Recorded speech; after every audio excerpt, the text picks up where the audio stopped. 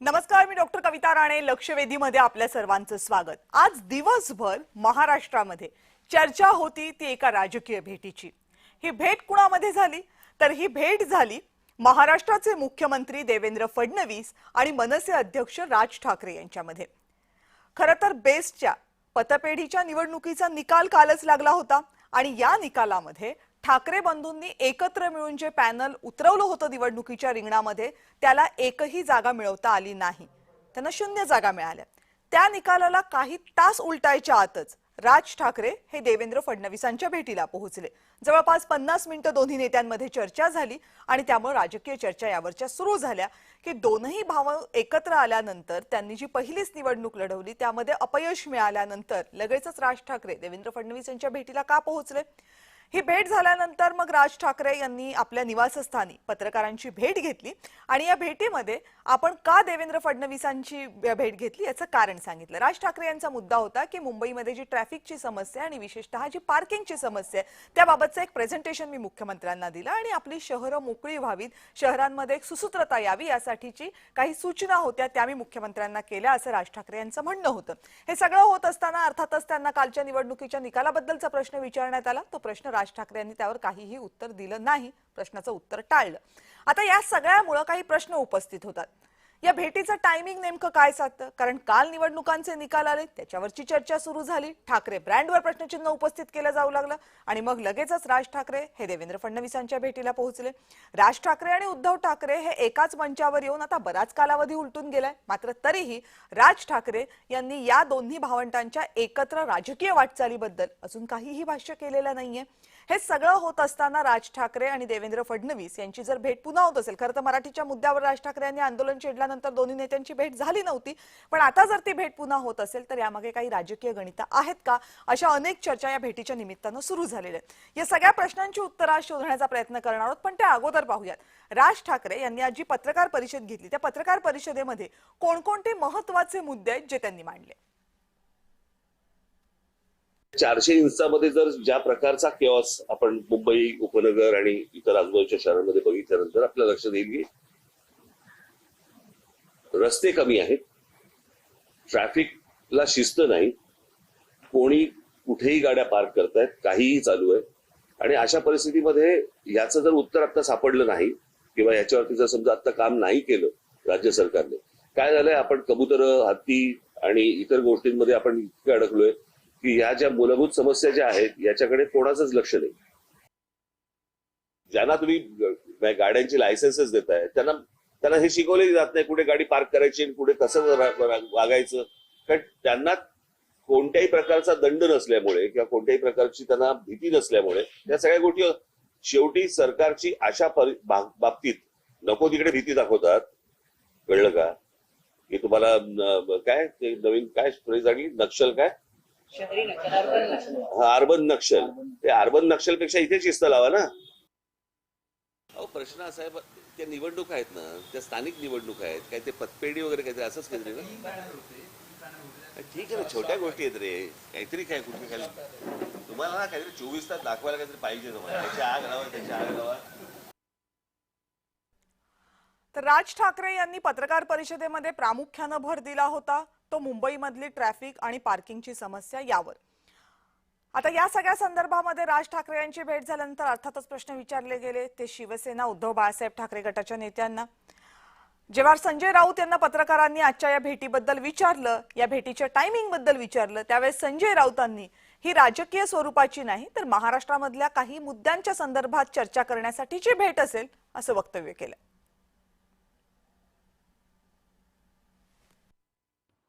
मुख्यमंत्र्यांना जर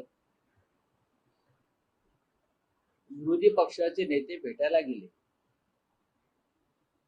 आणि त्यांच्यात काही चर्चा सुरू असेल तर ती होऊ द्या ना सुरू. राज ठाकरे आणि फडणवीस हे अनेकदा भेटलेले आहेत. हा पहिला विषय. गणपतीचे दिवस आहेत,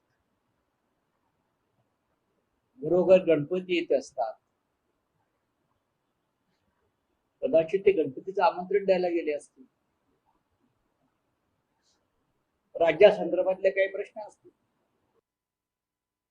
अहो राज्याचे मुख्यमंत्री आहेत, त्यांना कुठचेही कोणी नेते जाऊन भेटू शकतात. मी देखील मध्ये एक दोन वेगळे वेगळे इश्यूज घेऊन गेलेलो. आमच्या पोलीस कॅम्पचा विषय घेऊन गेलेलो. माझी आता उपमुख्यमंत्री बरोबर भेट होणार आहे. ते पोलीस कॅम्पात आम्हाला जलकुंभ पाहिजे, त्याच्यासाठी फंड मागणार आहोत. तर ह्या भेटी होत राहतात. पण मला वाटत नाही काही गैर ह्याच्यात. आता राज ठाकरे यांनी काय म्हटलं आणि त्यावर शिवसेनेची काय प्रतिक्रिया होती हे आपण बघितलं, पण याच्यावर काही प्रश्न अनेक उपस्थित होतात आणि एस्पेशली प्रश्न आहे तो म्हणजे या भेटीच्या टायमिंगचा. कारण लगेचच बेस्ट पतपेढीच्या निवडणुकांच्या नंतर जर ही भेट होणार असेल तर त्याची चर्चा होणारच. आज या सगळ्या मुद्द्यांवर चर्चा करण्यासाठी आपल्या सोबत आहेत शिवसेना उद्धव बाळासाहेब ठाकरे गटाचे प्रवक्ते सुनील मोदीजी. सुनीलजी नमस्कार, स्वागत आहे आपलं चर्चेत. नमस्कार. नमस्कार. शिवसेनेचे प्रवक्ते अरुण सावंत आपल्या सोबत आहेत. अरुणजी, आपलंही पुन्हा एकदा स्वागत चर्चेमध्ये. नमस्कार. नमस्कार. भाजपचे प्रवक्ते गणेश खणकरजी आपल्या सोबत पुन्हा लक्षवेधीमध्ये आहेत त्यांच्या पक्षाची भूमिका मांडण्यासाठी. गणेशजी, आपलं पुन्हा एकदा स्वागत. नमस्कार. आणि ज्येष्ठ पत्रकार प्रवीण पुरोसर सुद्धा माझ्या सोबत आहेत. प्रवीणजी, आपलंही स्वागत. नमस्कार. सुरुवातीला मला वाटते मी प्रतिक्रिया अरुण सावंतांना विचारली पाहिजे की या सगळ्याबद्दल त्यांना काय वाटतं. कारण अर्थात ते खरं तर या भेटीमधला प्लेयर नाहीयेत, पण या भेटीमधून जर खरंच काही निष्पन्न होणार असेल तर त्याचा परिणाम शिवसेनेवर सुद्धा नक्की होणार आहे. त्यामुळे अरुण सावंतजी, आजच्या या भेटीकडे तुम्ही कसं बघता? पहा, दोन भाऊ, माफ करा, आदरणीय राज ठाकरेजी आणि राज्याचे मुख्यमंत्री देवेंद्र फडणवीसजी हे जर काही चांगल्या कामानिमित्त भेटत असतील तर त्यात गैर हे काहीच नाही. आणि या भेटीमुळे शिवसेना जी आदरणीय एकनाथ शिंदेजी यांच्या नेतृत्वाखाली काम करत आहे, या शिवसेनेला चिंता करण्याची, घाबरण्याची, विचार करण्याची काही आवश्यकता नाही. कारण सर्वसामान्य नागरिक सुद्धा आदरणीय एकनाथ शिंदेजी यांना येऊन भेटू शकतो आणि राज्याच्या मुख्यमंत्र्यांना सुद्धा येऊन भेटू शकतो. परंतु टायमिंग महत्वाचं आहे.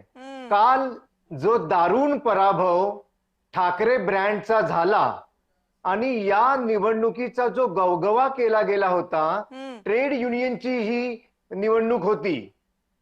संजय राऊत दिल्लीमध्ये बसले होते, त्यांनी काय सांगितलं, मला काहीच माहित नाही हो, अशी काही निवडणूक झाली का तिकडे मुंबईमध्ये, मला खरोखर माहित नाही. आणि झालीच जर असेल तर ती ट्रेड युनियनची असेल, अगदी मंजूळ आवाजात ते सांगत होते. परंतु आज पहा, आज एका दिवसामध्ये राज ठाकरे हे मुख्यमंत्री साहेबांना भेटायला गेले का, तर त्यांना इकडच्या काही रस्त्याच्या ट्रॅफिकच्या समस्यांबद्दल विषय मांडायचा होता. तर ती गोष्ट मात्र त्यांना तात्काळ कळली तिथे. म्हणजे कसा फरक असतो बघा, कसा फरक असतो हा पहा. जनतेने हे पाहिलं पाहिजे की कसं आपल्याला जे हवंय तेवढंच घ्यायचं, नको तिकडे आपण कानाडोळा करायचा. आज जी काही प्रचंड हार त्यांची झाली, ही गोष्ट काय दाखवून देते, तर जो गवगवा सामनामध्ये गेला आठवडाभर करत होते, सामना हे कोणाचं मुखपत्र आहे हे तर संजय राऊत यांना माहित असलं पाहिजे. आणि त्या मुखपत्रामध्ये या निवडणुकीला एवढं मोठं त्यांनी करून दाखवलं होतं की आता सर्व काही आमच्या बाजूने होणार, कारण आम्ही दोन भाऊ एकत्र झालेलो आहोत. दोन भाऊ एकत्र झाले याच्याबद्दल मुळीच दुःख नाही, ते झालेच पाहिजेत. परंतु राजकारण वेगळं आहे आणि दोन भावांचं एकत्र येणे वेगळं आहे, हे आता आदरणीय राज ठाकरे यांना सुद्धा कळलं. आणि म्हणूनच पुढील मार्ग सुकर व्हावा म्हणून ते राज्याच्या मुख्यमंत्र्यांना आज जाऊन भेटले असावेत असं मला वाटतं. बरं, म्हणजे तुम्हाला या टायमिंग मध्ये राजकीय गणित दिसतंय तर? 100%. बर, गणेश खणकरजी, खरं आहे काय?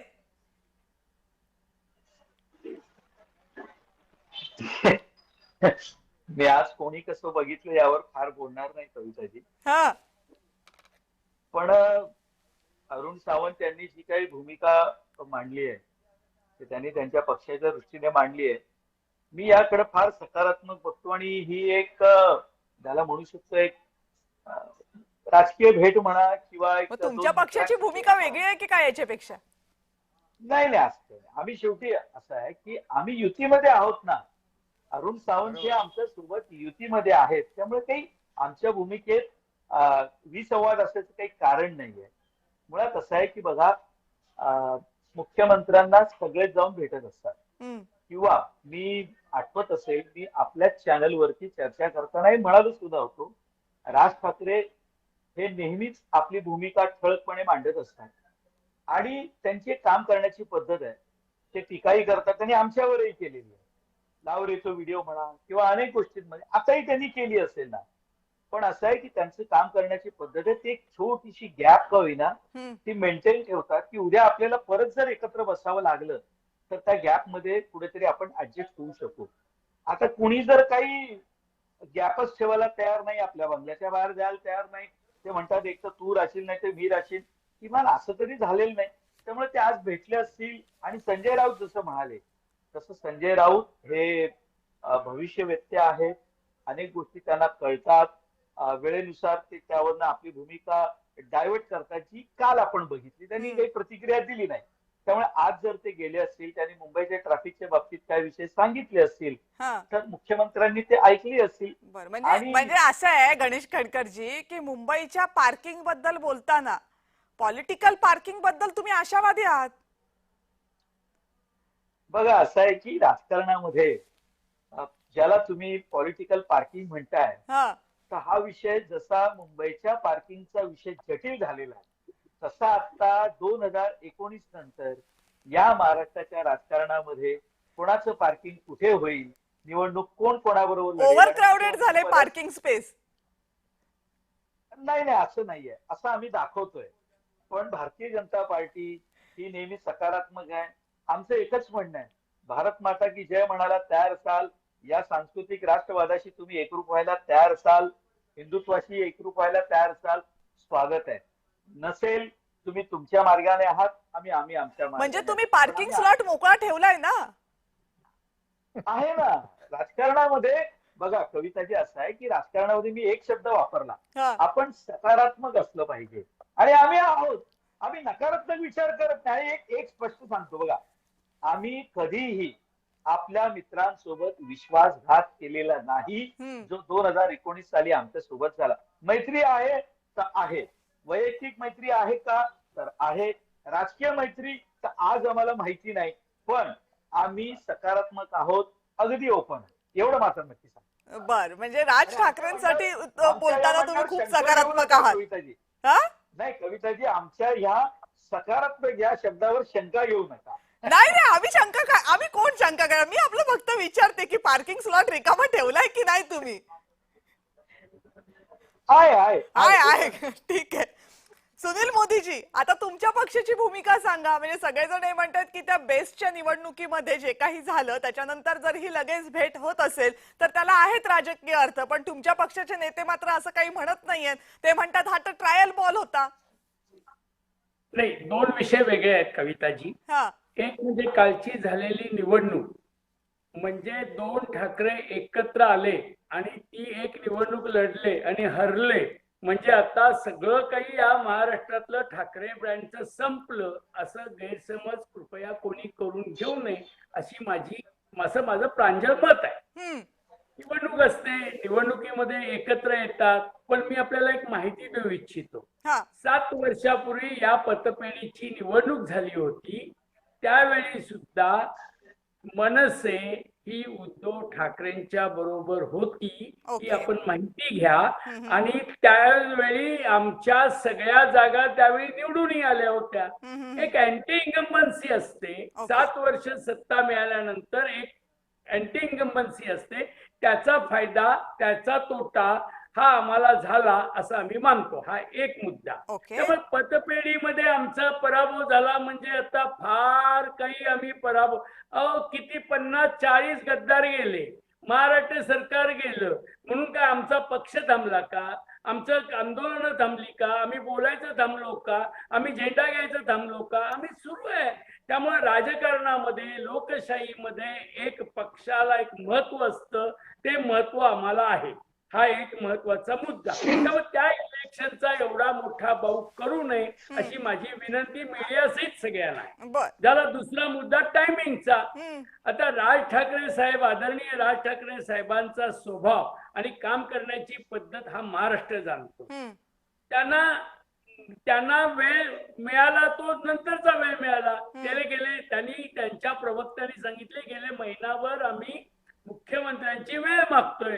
आता मुख्यमंत्र्यांनी पॉलिटिक्स केलं असेल, कदाचित या निवडणुकीनंतर त्यांना वेळ दिली असेल, हे टायमिंग साधलं. ह्या टायमिंग मुळे आता राज ठाकरे आमच्या बरोबर दूर झाले, आमच्या बरोबर काहीतरी वेगळं चाललंय आणि त्यांनी वेगळी लाल घडी भाजपच्या आणि या शिंदे गटाच्यासाठी पसरली आहे असं मानायचं काही कारण नाही. वेळ आणि काळ ठरवेल. मुंबईच्या महानगरपालिका, ठाण्याच्या महानगरपालिका, कल्याण डोंबिवली नाशिकच्या महानगरपालिका, विश्वासपूर्वक मी सांगतो की राज ठाकरे आणि आम्ही एकत्रच लढणार आणि त्यामध्ये विजयी होण्याचा आमचा सर्वस्वी प्रयत्न राहणार. आता याला एक उपप्रश्न आहे मला, पण तो मी तुम्हाला नंतर विचारते. आणि प्रवीण सरांकडे जाण्या अगोदर गणेश खंडकरजी तुमचा मुद्दा, पण प्लीज फक्त थोडक्यात मला प्रवीण सरांची प्रतिक्रिया घ्यायची. मी सॉरी प्रवीणजींच्या अगोदर बोलतोय, पण मला एक मात्र कविताजी, काल निवडणूक देखील संपली, आज राजकारण वेगळ्या याच्यावर येऊन पोहोचलेलं आहे आणि जर का हे एकत्र लढणार असतील तर सुनील मोदीजी तुम्हाला माझ्या शुभेच्छा आहेत. पण कविताजी मला असं वाटतं, आम्ही चर्चा करताना माझ्यासोबत अरुण सावंत देखील इथे आहेत. तुम्ही ज्यांना गद्दार गद्दार गद्दार म्हणून चर्चेमध्ये म्हणतायत, तर 2019 साली जी तुम्ही गद्दारी केलीत ना, त्या शब्दावरूनच आम्ही याच्या पुढे चर्चेचा प्रारंभ करू. तुम्ही मनसेचे 7 नगरसेवक जेव्हा तुमच्याकडे गेले तेव्हा काय पतित पावन करून घेतलेत का काय तुम्ही? आता मला असं वाटतं कविताजी, ज्या वेळेला आपण चॅनलवर चर्चा करतो त्यावेळेला तुम्ही शब्दाची मर्यादा पाळून चर्चा करा, अन्यथा मग आमच्याकडे याच्यापेक्षा अधिक चांगले शब्द आहेत. ज्याने हिंदुत्वासाठी आमचा मार्ग पत्करला त्याला आम्ही घेतलं. त्यावेळी आम्ही तुम्हाला गद्दार नाही म्हणालो, अभय आमच्या भावना व्यक्त केल्या, तुम्ही खंजीर खुपसला या शब्दात आम्ही नेहमी म्हणत असतो. त्यामुळे माझी विनंती आहे की उभाठाच्या प्रवक्त्यांनी तुम्ही जाहीर सभेत भाषण करा, टाळ्या मिळवा, संजय राऊतांच्या शेजारी बसा, पण तुम्ही जाहीरपणे चर्चा करताना हे शब्द वापरू नका.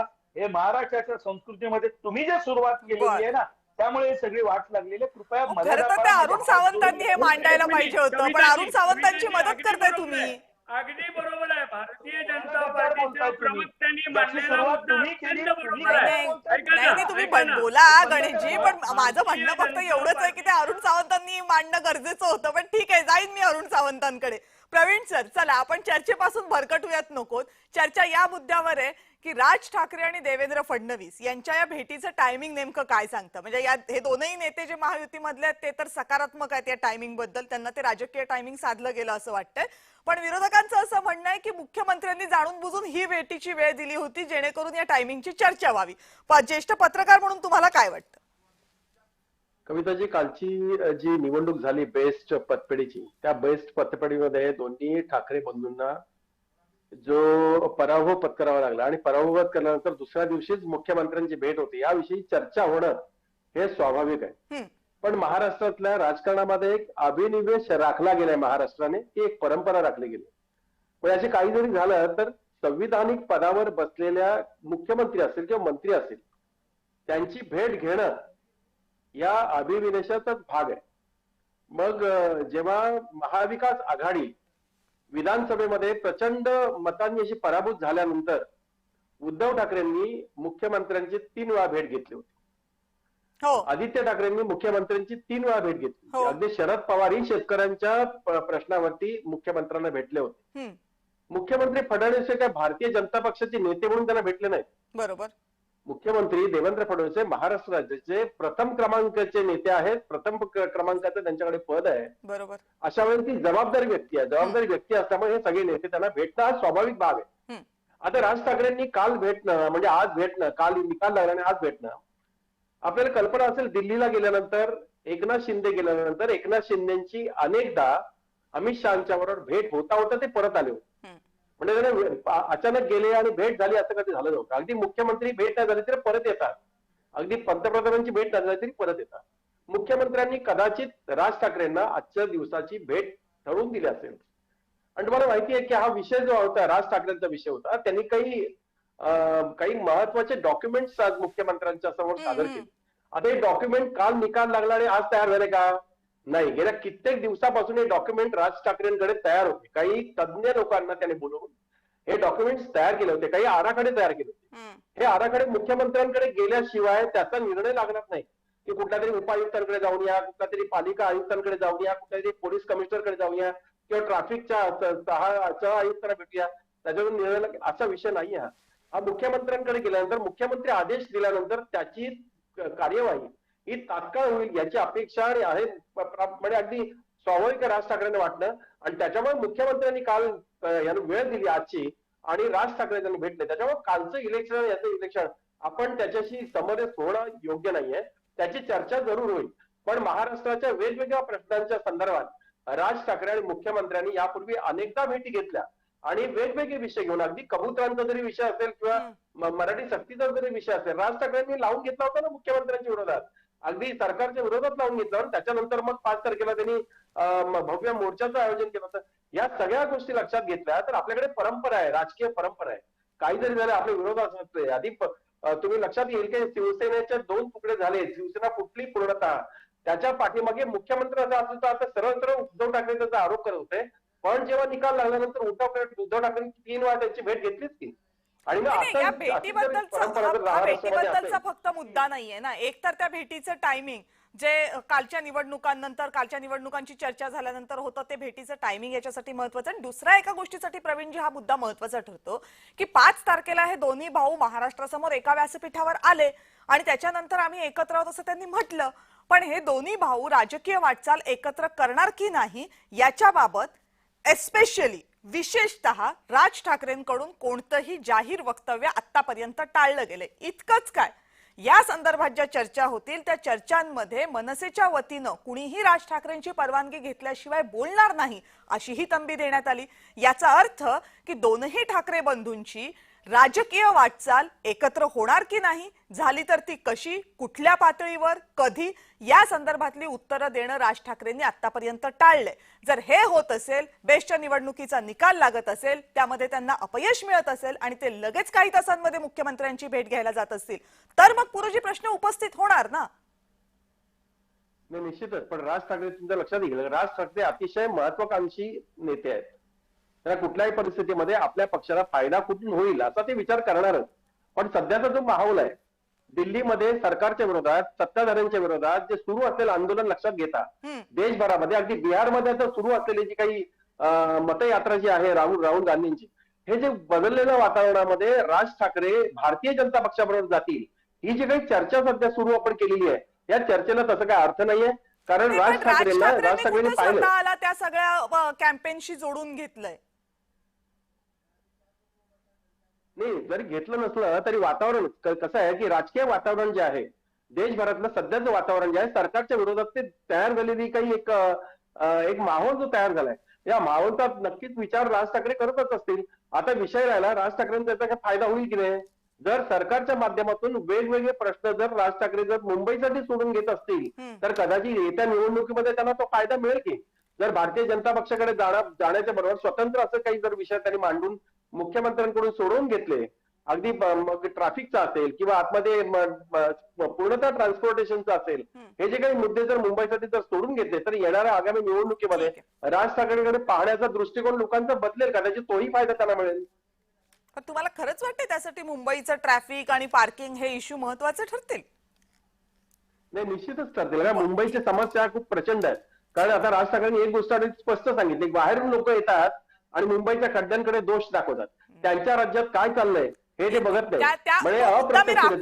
गणेश खंडकरांसाठी मी तो राखून ठेवलाय, त्याच्यावर त्यांच्याकडे जाईनच. त्याच्या अगोदर अरुण सावंत मला इशारा करतात, त्यांच्याकडनं त्यांचं काय म्हणणं आहे तुमच्या बोलण्यावर ते ऐकूयात ना अरुणजी. कविताजी, सर्वप्रथम मला हे सांगायचं आहे की आदरणीय प्रवीणजी यांनी आता शेवटी एक विचार मांडला की संपूर्ण देशभर सरकारच्या विरोधात एक वातावरण बनतंय आणि कदाचित राज ठाकरे यांना ते कळलं असेल आणि म्हणून ते त्याचा फायदा घेण्यासाठी असं करत असेल. पण एक गोष्ट लक्षात घ्या प्रवीणजी की देशामध्ये असं कुठेच वातावरण निर्मिती झाली नाहीये की सरकारच्या विरोधामध्ये लोकांमध्ये द्वेष भावना उफाळून आलेली आहे. काही एखाद दुसरा विषय चालू आहे, त्या विषयाचं अजून काही निश्चितीकरण झालेलं नाही. तेव्हा तुम्ही हे मनातून आधी काढून टाका की देशातील जनता सरकारच्या विरोधात उभी ठाकली, असं मुळीच नाहीये. दुसरी गोष्ट, आदरणीय राज ठाकरे राज्याच्या मुख्यमंत्र्यांना भेटायला गेले. आता राज ठाकरे आणि उद्धव ठाकरे एक ब्रँड आहे, ठाकरे ब्रँड आहे. मग दोघेही बंधू एकत्र का नाही गेले? राज ठाकरेच उद्धव ठाकरेंना बाजूला टाकून स्वतःच का गेले? राज ठाकरेंनाच फक्त अरुण सावंत ठाकरे मुंबईमध्ये ब्रँड तरी मान्य करता ना तुम्ही, आणि त्याच्यात मी उद्धव करतो, ठाकरेंना परंतु पण घेता. त्याचं पण मी स्पष्टीकरण सांगतो. नाही, पण त्याच्यात हा उद्धव जो काही ठाकरेंना घेता की नाही? ऐका, राज ठाकरे हे ब्रँडेड आहेत, परंतु उद्धव ठाकरे हा ब्रँड संपलेला आहे. हे आपण लक्षात घ्यायचंय. परत मी सांगतो, तर हा जो काही ब्रँड आहे ना, हा बंधू म्हणून ठीक आहे, ठाकरे घराणं म्हणून ठीक आहे, परंतु राजकीय ब्रँड वगैरे हा मुळीच नाहीये. कारण जी पाप उद्धव ठाकरेजी यांनी गेल्या काही वर्षांमध्ये करून ठेवलेली, त्या पापाचे धनी मी का व्हावं असं राज ठाकरेंच्या मनात सध्या येत असणार. आणि म्हणूनच झालेल्या चुका सुधारण्याकरता कदाचित त्यांनी टाकलेलं हे एक पाऊल असेल असं मला वाटतं. पण दोन ठाकरेंमध्ये ठाकरे ब्रँड बद्दल बोलताना बायफर्केशन करणं, एकाला बाजूला काढणं, अरुणजी तुम्हाला पण मला वाटतं जरा कठीणच जाते ना? नाही, काहीच कठीण जात नाही जात ना? ठीक आहे. ब्रँड म्हणून जे काही उल्लेख केला जात आहे गेल्या 10 दिवसांमध्ये, तो ब्रँड जर खरोखर असता तर सर्वसाधारण जनतेने बीएसटी मध्ये कोण काम करतं? तर बीएसटी मध्ये कंडक्टर, ड्रायव्हर आणि तळागाळात राहणारी माणसं काम करतात तिथे. आणि त्या माणसांचं प्रतिनिधित्व दिसून आलं की या तळागाळातल्या माणसांना ही अशी माणसं नको आहेत ज्यांनी गेली 25-30 वर्ष या मुंबईला ओरबाडण्याचं, लुटण्याचं काम केलं. कररूपाने जो पैसा भरला जातो, तो कररूपाचा पैसा धुतला जातो. पाऊस जसा धोधो पडतो तसा हा पैसा धुतला गेला. आणि म्हणूनच त्यांनी ही जी काही निवडणूक आताची होती ट्रेड युनियनची, त्या ट्रेड युनियन मध्ये त्यांनी ही सेमीफायनल दाखवून दिली. या सेमीफायनल मध्ये हे दोघेही बंधू अरुणजी, त्या 9 वर्षांच्या सत्तेमध्ये तुम्ही पण होतात की? तुम्ही आता गेले काही वर्ष फक्त 2-3 वर्ष नसाल, त्याच्या अगोदर तुम्ही पण होतात की? कविताजी, या प्रश्नाचं उत्तर देतो मी. गेल्या 25 वर्षात आम्ही सुद्धा होतो, परंतु महानगरपालिकेमध्ये जी सत्ता होती, ती सत्तेमध्ये आम्ही असताना ही सत्तेची चावी आणि ही सत्ता कोण चालवायचं? तर मातोश्रीवरती जे आता उभाटा बसलेले आहेत, यांच्या आजूबाजूचं जे काही चांडाळ चौकडी असते ती चालवायची. बाकी कुणालाही काही ते लोक अधिकार देत नव्हते. आणि त्यामुळे या मुंबईचे हे हाल बकाल अवस्था झाली. म्हणजे ते त्यांची चूक आहे. त्यावेळेस तुम्ही त्यांच्या सोबत होता, ही काही तुमची चूक नव्हती, तुमचा फक्त नाईलाज होता. 25 वर्ष नाईलाज होता. अगदी बरोबर आहे. चला मोदीजी, आता मला तुमच्याकडनं एका प्रश्नाचं उत्तर हवंय. खरं तर राज ठाकरे आणि उद्धव ठाकरे, मगाशी मी म्हटलं होतं तसं, 5 मेला पहिल्यांदा व्यासपीठावर एकत्र दिसले. पण आतापर्यंत राज ठाकरे दोनही ठाकरे बंधूंच्या एकत्रित राजकीय वाटचालीबद्दल काही भाष्य करत नाहीयेत, ना स्वतः करत आहेत, ना त्यांच्या पक्षातला कुणाला करू देत आहेत. हे कशाचे संकेत आहेत? तुमच्या पक्षाकडनं वारंवार एकत्रीकरणाबद्दल बोललं जातंय, एकत्र पुढे जाण्याबद्दल बोललं जातंय, पण प्रतिसाद का मिळत नाहीये तुम्हाला? हे पहा, उद्धव ठाकरेंच्या गटाकडून राज ठाकरेंच्या युतीबाबत अनेक स्टेटमेंट झालेली आहे. ती स्टेटमेंट वरून असं महाराष्ट्रातल्या जनतेला लक्षात आलेलं आहे की हे दोघं जण मनसे आणि शिवसेना एकत्र आगामी निवडणुकीमध्ये येणार. आता आमच्या काही मित्रांचा प्रश्न असा आहे की, किंवा आपलाही प्रश्न असा आहे की राज ठाकरेंनी असं कुठं सांगितलं, अजून त्याला मान्यता कुठं दिली? पण राज ठाकरे साहेबांनी जे आम्ही स्टेटमेंट केले त्याला नाकारलेलं पण नाही. उलट पक्षी 2 वेळा उद्धवजींच्या सत्काराच्या वेळी आणि एक मराठी आंदोलनाच्या वेळी ते दोघं व्यासपीठावर आले. ही एक प्रकारची दिशाच होती ना राज ठाकरेंची. आता जर तुम्ही याला दिशा, अजून निवडणूक जाहीर व्हायची आहे, कोण कुठं लढायचं, किती लढायचं हे ठरायचं आहे. त्यामुळे अजून तो जो काही डीप एकत्र येण्याचा जो विषय आहे तो तुमच्या आगामी काळात लक्षात येणार. परंतु डायरेक्टली इनडायरेक्टली दोघं जण एकत्र येणार हे अनेकदा त्यांनी दाखवून दिलेलं आहे. हा एक महत्वाचा मुद्दा. दुसरा माझा महत्वाचा मुद्दा आहे, मगाशी भारतीय जनता पार्टीचे प्रवक्ते असं म्हणाले की गद्दारांना गद्दार म्हणू नका. मान्य, मी म्हणत नाही, कारण भारतीय जनता पार्टीने संस्कृती आणि धर्म आणि यांच्या नावावर भ्रष्टाचारी लोकांना घेऊन सत्ता कशी बनवायची याचं चांगलं मॉडेल या महाराष्ट्राने देशाला दिलेलं आहे. त्याबद्दल त्यांचे शतशः आभार. आम्ही अजिबात त्यांना म्हणणार नाही गद्दार आहोत, पण भ्रष्टाचारी लोकांना घेऊन सरकार बनवणं ही भाजपची खासियत आहे. वर्ल्ड रेकॉर्ड मध्ये नोंद होईल अशी त्यांची खाती आहे, असं माझं मत आहे. मी आगामी काळात सांगतो, एक पतपेढीची निवडणूक म्हणजे शिंदे गटालाही सांगू इच्छितो, एक पतपटाची निवडणूक म्हणजे सर्वस्व नाही. आगामी काळामध्ये ठाकरे ब्रँड काय आहे हे शिंदे गटाला जरूर कळेल, एवढंच माझं मत आहे. बर, गणेश खणकरजी, मला कल्पना आहे तुम्ही याच्यावर उत्तर द्यालच, त्यामुळे मी आता माझा प्रश्न विचारत नाहीये, याच्यावरचं उत्तर द्या, मग मी माझा प्रश्न विचारते तुम्हाला. म्हणजे असं आहे की आपण कविताची चर्चेला बसलेलो आहोत आणि ही चर्चा महाराष्ट्र बघतो. त्यामुळे ठाकरे गटाचे प्रवक्ते हे विसरलेत की आपण लाईव्ह चर्चेला बसलोय की कार्यकर्त्यांच्या मेळाव्यामध्ये बसलोय. त्यांनी सांगावं ना, आपण त्यावेळेला अजित पवार हे भ्रष्टाचारी होते. अहो मोदी शांत बसावं. भ्रष्टाचार या विषयावरती आम्हाला उद्धव ठाकरे गटांना काही सांगण्याची गरज नाही आणि काल लोकांनी तुम्हाला सांगितलं ना काय करायचं ते. तर तुमचा असं आहे बघा, सुनील मोदीजी तुमची अगतिकता मला कळते ना. तुम्ही बोलताना मी बोललो का? कारण मला माहितीये तुम्हाला किती वेळानंतर दम लागतो तुमच्या प्रवक्त्याने, मला बरोबर माहितीये. त्यामुळे नीट ऐकून घ्या मी काय म्हणतो. आम्हा ऐकून घ्या, अजून बराच वेळ, मॅच भरपूर वेळ चालणार आहे. आताची टच लाईन कडे आलाय आणि तुमचा दम निघायला लागलाय, तेव्हा नीट ऐकून घ्या. असं आहे की तुम्ही ज्यांना भ्रष्टाचारी, गद्दारी हे सगळे शब्द वापरता, ते 2019 साली तुम्ही जेव्हा काँग्रेस बरोबर गेला त्यावेळी असं काही वेगळा तुमच्याकडे फॉर्म्युला होता काय? तुम्ही जेव्हा लोकांना मातोश्रीवर बोलवता आणि हातामध्ये शिवबंधन बांधता पवित्र आणि त्यांना पावन करून घेता, तसं काही तुमच्याकडे पेटंट वगैरे काही दिलेलं आहे काय तुम्हाला? असं आहे सुनील मोदी, तुम्हाला जर का शिवसेनेचा इतिहास माहिती नसेल तर तुम्ही माझ्यापेक्षा वयाने मोठे आहात, त्यामुळे तुमचा पूर्ण मान ठेवून सांगतो. ठाकरे ब्रँड याची जी चर्चा होते तो होय ती होतच राहणार. या महाराष्ट्राचं राजकारण जोपर्यंत आहे तोपर्यंतही चर्चा होत राहणार. पण हे मी श्रद्धेनं आणि पूर्ण आदराने सांगतो की ही चर्चा यासाठी होते की आदरणीय बाळासाहेब ठाकरे हे नाव त्यामध्ये जोडलेलं आहे, म्हणून श्रद्धेय बाळासाहेबांसाठी ठाकरे ब्रँड या नावाची चर्चा होते. हा ब्रँड कोणी किती चालवायचा?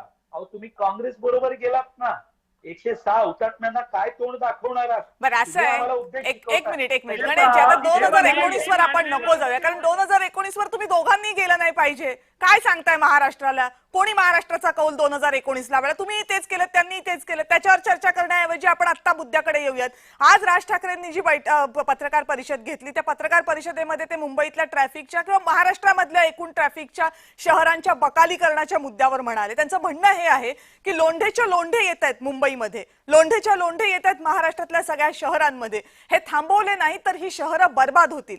त्यांची भावना चुकीची नाहीये, त्यांची भीतीही चुकीची नाहीये. पण जेव्हा राज ठाकरे असं म्हणतात लोंढेच्या लोंढे येतात, त्यावेळेस त्याचा प्रामुख्यानं भर असतो मुंबई बाहेरून, महाराष्ट्राबाहेरून येणारे लोंढे, म्हणजे परप्रांतीयांचे लोंढे. राज ठाकरेंच्या या भूमिकेसोबत भाजपला जाणं शक्य आहे का?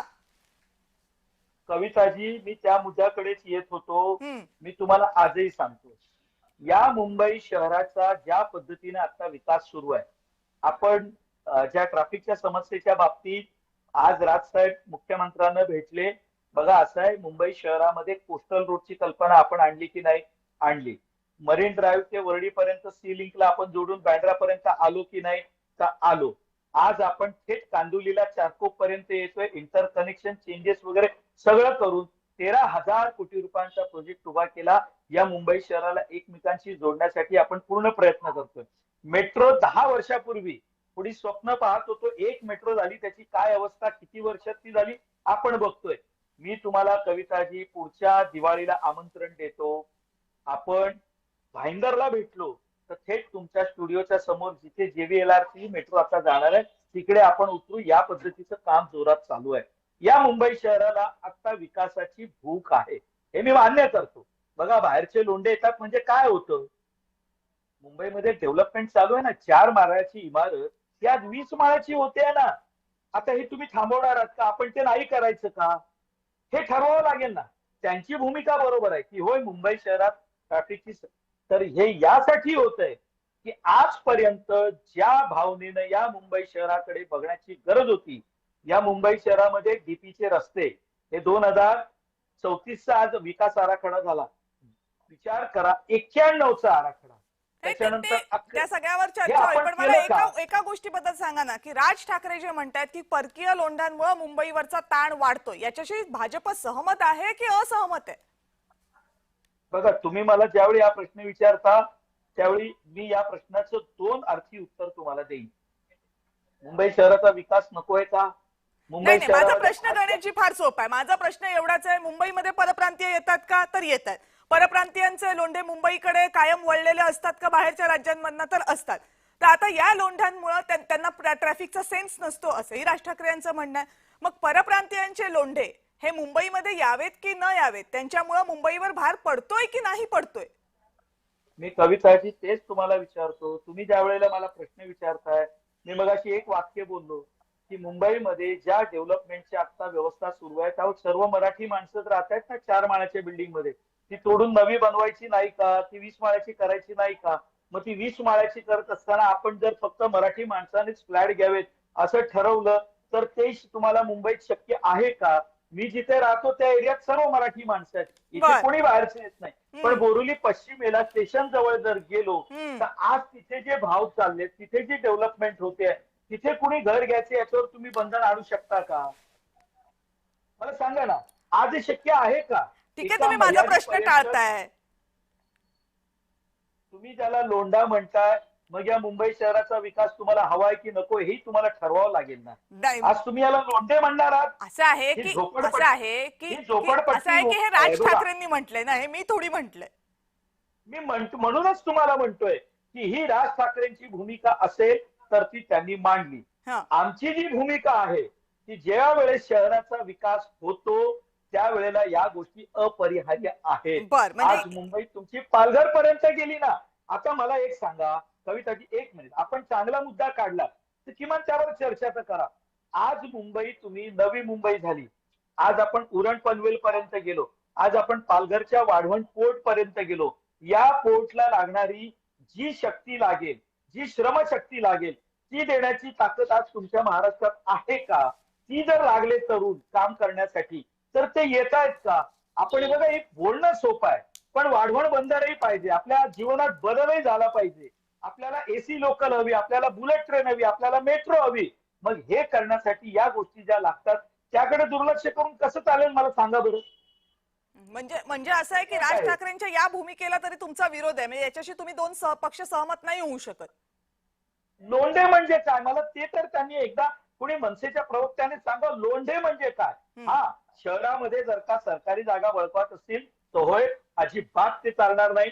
शहरामध्ये अनधिकृत झोपडपट्टी होणार असेल, अजिबात चालणार नाही. कुठेही कोणी रस्त्यावरती झोपडं बांधलं त्याला अजिबात समर्थन करणार नाही. मुंबई शहर स्वच्छ राहिलं पाहिजे या भूमिकेशी आम्ही सहमत आहोत. नवे आम्ही सत्तेवर आहोत, ते आमचं कर्तव्य आहे, त्यात आम्ही तडजोड करणार नाही. बरं प्रवीण पुरोजी, आता मुद्दा असा आहे की राज ठाकरे यांनी जरी मुंबई बाहेरून येणारे लोक म्हटले असले तरी ते मग अमराठी असणार आहेत, त्यामुळे अप्रत्यक्षपणे त्यातून मराठीचा मुद्दा येतोच. राज ठाकरे यांनी गेल्या काही दिवसांमध्ये मराठीच्या मुद्द्यावर जी भूमिका घेतली आहे ती भूमिका पाहता आणि ती भूमिका जर तशीच राहिली तर भाजप आणि राज ठाकरे यांचं एकत्र येणं हे सहज शक्य होईल. एक गोष्ट क्लिअर आहे की आता खंडकरांनी जे सांगितलंय की तुमच्याकडचं जे इन्फ्रास्ट्रक्चर आहे किंवा तुमच्याकडचे जे मजूर आहेत ते इथले महाराष्ट्रातले काम करतील का? मग खंडकरांना असं वाटतं का की त्यांच्या बिहारमध्ये, त्यांच्या उत्तर प्रदेशमध्ये जर काम असेल तरीही ते महाराष्ट्रात येतील? जर त्या राज्यामध्ये त्यांना कामं नसतील तर ते 8-10 हजारामध्ये खपायला आपल्याकडे येतात. म्हणजे त्यांची ही मजबुरी आहे ते म्हणून महाराष्ट्रामध्ये येतात ना. ही जर मजबुरी नसती तर ते आले असते का महाराष्ट्रामध्ये? आपल्या महाराष्ट्राचा माणूस बाहेर जातो का? कारण जर महाराष्ट्रातल्या माणसाला भरपेट जर काय मिळत असेल तर तो बाहेर जाणार नाही. त्यांची मजबुरी म्हणून तिथे येतात. तुमचे मजूर तुम्हाला पाहिजेत म्हणून येत नाहीत, आपल्याकडे त्यांना काम मिळतं म्हणून येतात. राज ठाकरेंनी आणखी एक गोष्ट सांगितली, जरा 1 मिनिट ऐका जरा खंडकर, 1 मिनिट ऐका जरा. राज ठाकरेंनी केवळ लोंढे नाही तर मुंबईतल्या प्रत्येक 100 वाहनांमध्ये 22 वाहनं ही एमएचच्या बाहेरची आहेत, म्हणजे महाराष्ट्राच्या बाहेरची आहेत. हे लक्षात घ्या. म्हणजे केवळ लोंढे हे काही मजूर राहतात असं नाही, तर बाहेरील जे आपल्याकडे महाराष्ट्रामध्ये राहणारे लोक आहेत त्यांची 22 वाहनं आजच्या मुंबई शहरामध्ये सतत सातत्याने फिरत असतात. आता जर ते लोंढे म्हणजे वाहन असतील, हे मजूर असतील, हा सगळा भार महाराष्ट्र मुंबईवर पडतोय. हा जर मुंबईवर भार जर पडत असेल तर मुंबईला सावरायची कोणी? भारतीय जनता पक्षाने जर असंच जी भूमिका घेतली ना, ते पाहिजेतच आम्हाला. आणि मग पाहिजेत मग त्यांच्या तिकडे जाऊ दे ना, तिकडे पण करतील. आपल्याकडे करायचं तर आपल्याकडे पण मजूर मिळतील. आपल्याकडे जर त्यांना चांगला पगार मिळते इथे येणारच ना, जर तिकडे काम नसेल तर. राज ठाकरेंनी ही भूमिका कशासाठी मांडली? लोंढे म्हणजे काय तर बाहेरून लोक आल्यानंतर ते दाखवतात महाराष्ट्राची मुंबईची कशी वाट लागली, इथे आपल्या शाळांमध्ये कसं किंवा अगदी सेंट्रलला कसं पाणी साचलं हे सगळ्या ठिकाणी ते फोटो पाठवतात. त्यांच्याकडे काय चाललं ते काय सांगत नाहीत. राज ठाकरेंनी याच्यावर बोट ठेवलं. आज मुख्यमंत्र्यांनी त्यांना सांगितलं की परप्रांतीय आहे या पद्धतीने आपल्याकडे येतात आणि त्यांचा फायदा आपल्याकडे घेतात आणि त्या अनुषंगाने आपल्याला तो खर्च वाढतो. ठीक आहे, पण माझा प्रश्न सर, पुरो सर, माझा प्रश्न की मराठीचा मुद्दा जर राज ठाकरे यांचा हा इतकाच स्टँड त्यांचा स्ट्रॉंग असेल तर मग तो स्ट्रॉंग स्टँड आणि भाजपची भूमिका हे एकत्र जाऊ शकतं का ऍटलिस्ट मुंबई महानगरपालिकेच्या निवडणुकांमध्ये? नाही, त्यांनी भारतीय जनता पार्टी खंडकरांनी आता स्पष्ट सांगितलं की त्यांना याचं वावडं नाहीये, परप्रांतीयांचं वावडं नाही. कारण परप्रांतीयांचं वावडं त्यांनी जर धरलं तर येत्या इलेक्शन मध्ये त्याला फटका बसेल. त्याला माहिती आहे की आपल्याला कोणाला दुखवता येणार नाही. आम्ही कबुतरांना पण दुखवत नाही आहोत, आम्ही हिंदी भाषिकांना पण दुखवत नाही आहोत, आम्ही मजुरांना पण दुखवत नाही. दुखवलं तर त्यांना इलेक्शन मध्ये त्याला फटका बसेल हे त्याला माहिती आहे. भाजप ही भूमिका घेऊ शकत नाही. खंडकर आता तुम्ही 4 वेळा विचारलं खंडकरांना किंवा खंडकर तुम्ही चुकीचं बोलत आहात, तुम्ही चुकीचं बोलत आहात पुरो. मला संधी द्या. तुम्ही चुकीचं बोलत आहात, तुम्ही चुकीचं बोलताय. बर, गणेशजी तुमचा मुद्दा पूर्ण करा, मला मग नंतर अरुण सावंतांचा मुद्दा जाणून घेता येईल. मी एक मगाशी स्पष्ट केलं. तुम्ही जे काही तुम्हाला भूमिका मांडायची असेल पुरो, तुम्ही राजकीय विश्लेषक आहात, तुम्ही मांडा. मी स्पष्टपणे सांगितलं या मुंबई शहरामध्ये कुणीही शासकीय जमिनीवर झोपडं बांधायला आम्ही समर्थन दिलेलं नाही, अजिबात देणार नाही, ते तर साफ करणार. हेच पहिलं तुम्हाला स्पष्ट करू इच्छितो. तुम्ही लोंढे लोंढे लोंढे म्हणताय तर तुम्हाला मी जे इन्फ्रास्ट्रक्चर आणि तुमचं बाकीचं सांगितलं हे कदाचित तुम्हाला कळलं नसेल तर ही काय माझी अडचण नाही. दुसरी बाब, हे बाहेरच्या लोकांना समर्थन द्यायला, अहो साहेब मी मराठी आईच्या पोटी जन्म घेतलाय. मराठी आणि याविषयी तुम्हाला जेवढा अभिमान आहे त्यापेक्षा 2% अभिमान मला जास्त आहे. आमची तुलना तुम्ही इतरांशी करू नका अशी माझी तुम्हाला विनंती आहे. दुसरी बाब, मी तुम्हाला मगाशी विकास विकास विकास म्हणालो. पुरो सर, तुम्ही कुठेतरी एका चाळीत राहत असाल, एखाद्या इमारतीत राहत असाल, त्याचा पुनर्विकास करायचा नाही असं एकदा चॅनलवर सांगा, म्हणजे विषय संपून जाईल. मी जे मूलभूत प्रश्न उपस्थित करतोय की ज्या वेळेला हा सगळा विकास होत असतो, अहो या मुंबईमधले किती मराठी तरुण आज काम करण्यासाठी बँगलोरला गेलेले आहेत. अहो जिथे तुम्हाला श्रमाला तुमच्या किंमत मिळते, तुम्हाला सन्मान मिळतो आणि तुमचं अर्थार्जन होतं. ठीक आहे, पण आजचा विषय तो नाहीये गणेशजी, आजचा विषय तो नाही. आणि एक मुद्दा हाही लक्षात घेतला पाहिजे, अनधिकृत बांधकामं म्हणजे काय फक्त झोपड्या नव्हेत.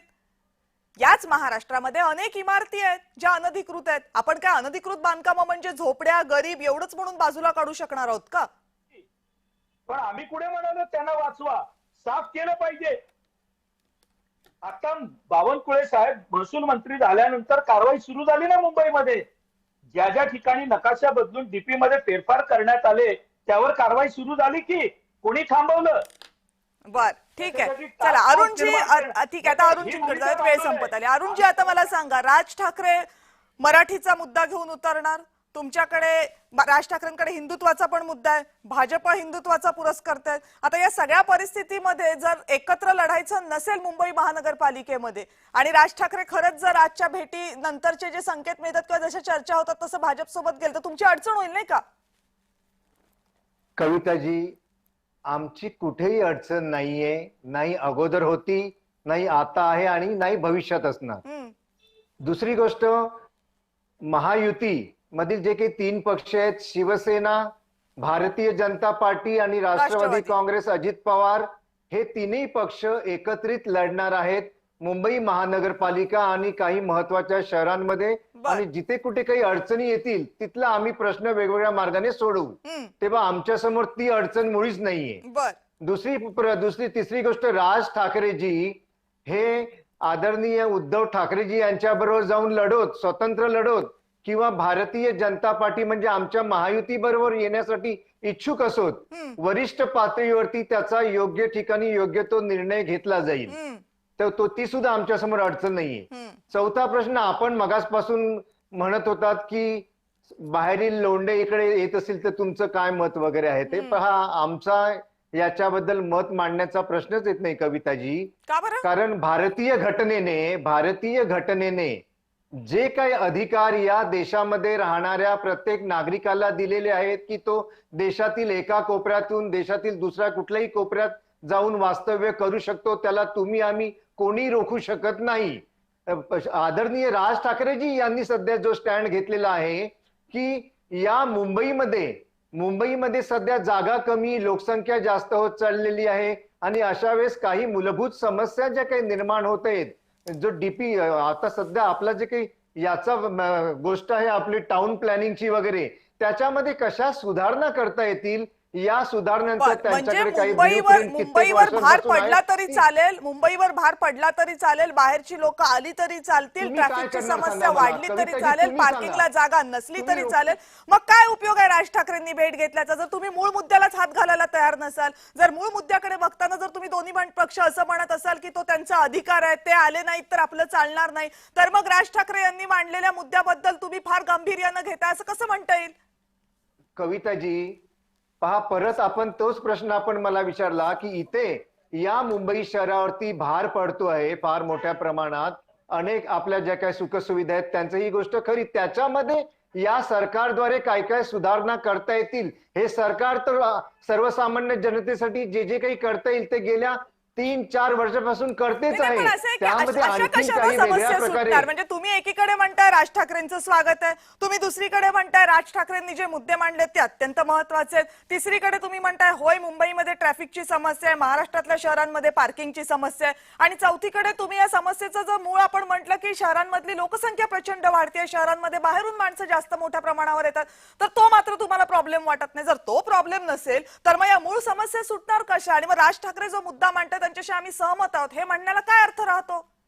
कविताजी हे पहा, राज ठाकरे आदरणीय मुख्यमंत्र्यांकडे का येऊन भेटलेत तर या सरकारकडून गेल्या 3-4 वर्षात सर्वसामान्य नागरिकांना जी आशा निर्माण झालेली आहे, ज्या प्रकारे हे सरकार जलद गतीने काम करते त्या आशेपोटी हे सरकार काहीतरी करून दाखवेल म्हणून राज ठाकरे आलेले आहेत आणि त्यांच्या बरोबर आहे, म्हणूनच ते मुख्यमंत्र्यांना भेटायला गेले, म्हणून त्यांनी मुंबईच्या मुख्य पोलिसांना बोलावलं. पण प्रश्न असा आहे की राज ठाकरेंनी समस्या सांगितली, समस्येचं मूळ सांगितलं, तुम्ही समस्या मान्य करताय, समस्येचं मूळ मान्य करत नाही. म्हणूनच तर माझं म्हणणं आहे ना की जर असं असेल तर त्या दोन भूमिका एकत्र आहेत असं म्हणायचं का?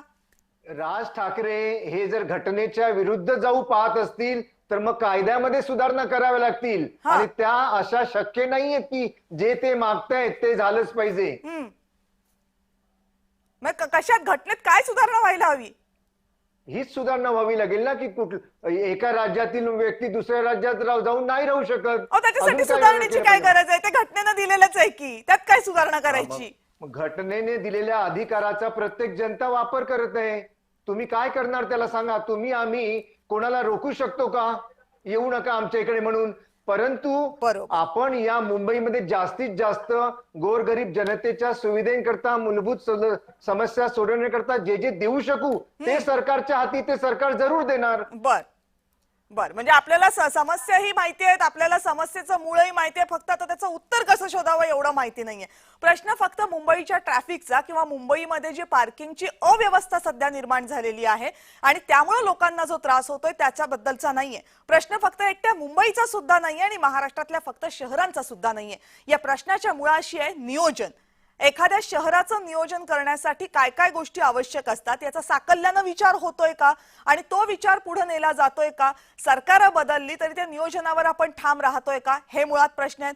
जर या प्रश्नांची उत्तरं नाही अशी असतील तर मग राज ठाकरे यांनी मांडलेल्या प्रश्नाला कदाचित तात्कालिक उत्तर मिळू शकेल, पुढचं उत्तर मिळणार नाही. पण मुद्दा त्याही पुढे हा आहे की राज ठाकरे जेव्हा अशी एखादी समस्या घेऊन मुख्यमंत्र्यांपर्यंत पोहोचतात त्यावेळेस राज ठाकरे हे एक राजकीय नेते सुद्धा असतात. राज ठाकरे यांच्या भूमिका त्यांनी लपवून ठेवलेल्या नाहीयेत. मराठीचा मुद्दा त्यांच्यासाठी महत्त्वाचा आहे का? तर आहे. परप्रांतीय मुंबईमध्ये येणारे, महाराष्ट्रामध्ये येणारे, याला त्यांचा विरोध आहे का? तर त्यांचा विरोध बऱ्याच प्रमाणामध्ये आहे. आता हे सगळं असताना राज ठाकरे यांच्या याच राजकीय भूमिका कायम राहणार असतील तर त्या भूमिकांसह राज ठाकरे यांच्या पक्षाचं पार्किंग नेमकं कुठे होऊ शकतं हा प्रश्न आहे. आणि त्याच्यामुळेच जेव्हा जेव्हा महाराष्ट्रातल्या पार्किंगच्या समस्येबद्दल चर्चा होते ती महाराष्ट्रातल्या दोन महत्त्वाच्या नेत्यांमध्ये होते, त्यावेळेस पॉलिटिकल पार्किंग बद्दल सुद्धा चर्चा होणं स्वाभाविक आहे. आपण सगळेजण आजच्या या चर्चेमध्ये सहभागी झालात आणि बऱ्याच महत्त्वाच्या मुद्द्यांना हात घातलात, त्याबद्दल आपल्या सगळ्यांचे मनापासून आभार. आणि आता लक्षवेधीमध्ये वेळ झाली आहे इथेच थांबण्याची. पाहत रहा जय महाराष्ट्र.